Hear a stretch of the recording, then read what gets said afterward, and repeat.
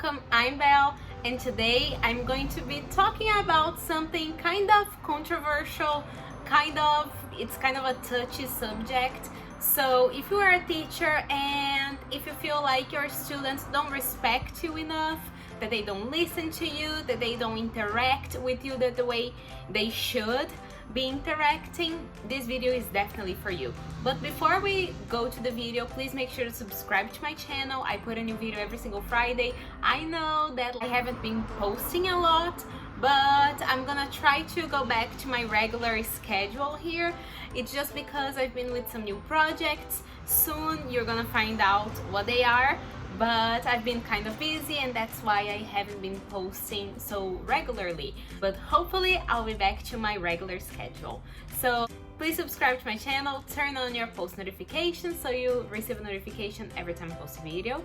And also give this video a big thumbs up and share with your friends, especially with your fellow teacher friends, because this video is definitely for them as well. So without further ado, let's go right into the video.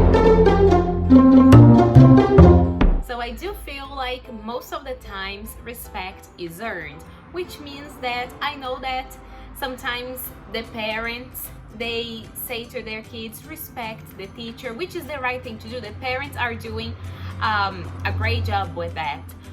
However, I feel like you don't really want your student to respect you just because their parents told them to do that. I feel like you really want your students to respect you because they like you, because they respect you as a person, as a professional. They like what you're doing, how you're working, and I do feel like there is definitely a way to earn that respect. It's not easy, especially if you are a new teacher. It's not an easy thing to do by any means, but with experience you kind of find a way to earn that respect. The first thing, and one of the most important things to do is communicate.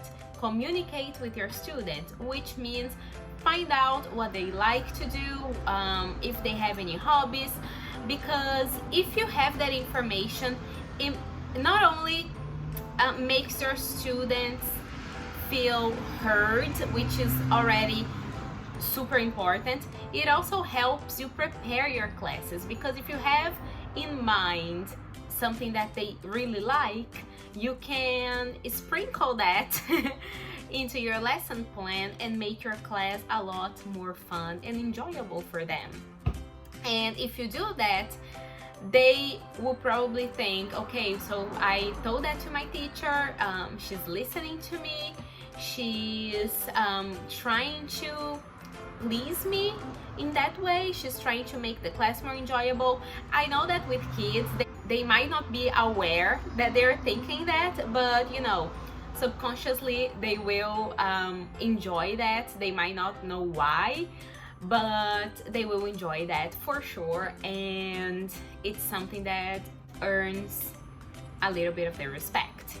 Something else that you can do is give them space when they need some space, because sometimes kids they have personal lives too, and I'm sure that you remember when you were a child, not every day was a sunny day, and I'm sure that there were days that you didn't even want to go to school, or that you were going through something hard at home, that maybe your parents are getting a divorce, or your parents have been fighting, or maybe you're grounded or something like that. Kids, they have hard days as well, so understand that and give them some space. Don't push them too hard. If they're having a hard day, leave them alone.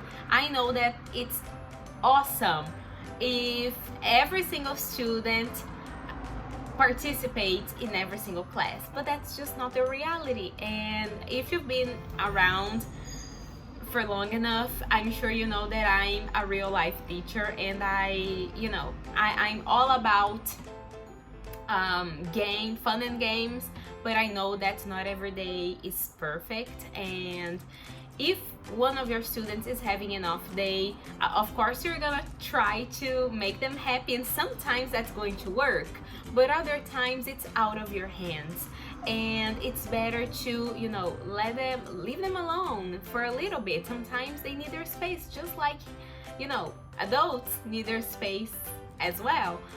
So give them their space when they need it, because, you know, they're people, and sometimes they just don't want to participate and interact as much, and that's okay. My next tip is, I know that this is kind of obvious, but I'm gonna talk about it anyways, because maybe especially some traditional teachers, they still do this as a form of punishment, but I completely disagree with it. And I feel like if you really want your students respect, you should definitely think twice before doing this, which is embarrassing your students. Do not embarrass your students.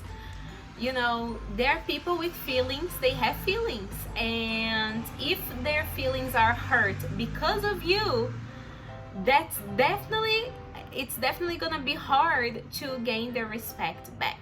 So keep that in mind before you do something that you might regret, because it's already hard to gain your students' respect, to earn their respect. Imagine losing their respect and having to regain that respect. It's just like 1,000 times harder. So if you can avoid that, do that and avoid that, and do not, by any means, oh my God, do not embarrass your students. Please, they are people with feelings, and just put yourself in their shoes. And especially because if you don't empathize with your students, they're not going to empathize back with you. So it's a give and take situation, because you have to empathize with them so that they empathize with you. Sometimes even empathizing with your students, it's hard for them to, first, not for all of them, but for, you know, a few of them, it's hard to empathize back. So if you don't empathize with them, it's like game over hard. So empathize with them so that they can empathize back with you. So last but definitely not least, and this is a mistake that I see a lot of teachers making, and you know, just a lot of my teachers made when I was little, and even nowadays I see many teachers making this mistake, and it is something so basic, but I'm gonna say it anyways because it's a very important thing to do. Do not throw your students under the bus. What I mean by that is, try to solve the problems with the students in the classroom before sending them to the principal's office or calling their parents. Try to solve their problems with them first, because if you don't do that, they will feel betrayed, and I mean, they will have a reason to feel betrayed. So if you solve the problems with them first, if you, come to an agreement and come to a compromise, then sometimes you don't even have to say anything to their parents, especially if they are like teenagers. If they are very, very young children, talk to them, try to solve the problem. If the problem is not solved, talk to their parents, but do not throw them under the bus. Talk to the parents in a nice way, because the parents have feelings, the children have feelings. So if you say something bad about their kids, you're not only going to lose the kids' respect, but also the parents' respect, because no parent wants to hear anything bad about their kids, because the kids are usually perfect for the parents. So of course, if you have something to talk to the parents about, do that, but don't be aggressive about it, and don't throw the kids under the bus. Imagine if you are the kid and your teacher is talking like bad about you to your parents, how horrible you would feel about it. So just don't throw them under the bus. I mean, if it's something really, if they do something like really wrong, of course you're going to explain to the parents and not sugarcoat it. I'm not talking about sugarcoating it. I'm just saying that you should explain the situation without being aggressive, because I see many teachers being aggressive sometimes, and I know that it's hard. I know that sometimes you have a hard day and sometimes that student pissed you off, but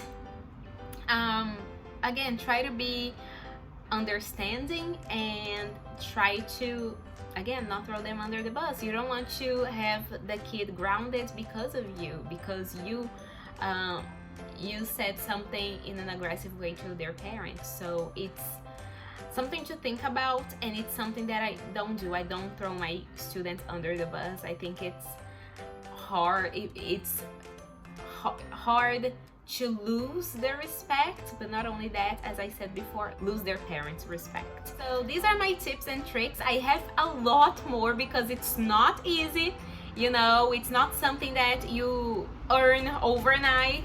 So these are just a few tips. If you want a part 2, please leave in the comments below. Again, give this video a thumbs up, subscribe to my channel, again, turn on your post notifications, and I see you next Friday for a brand new video. Bye!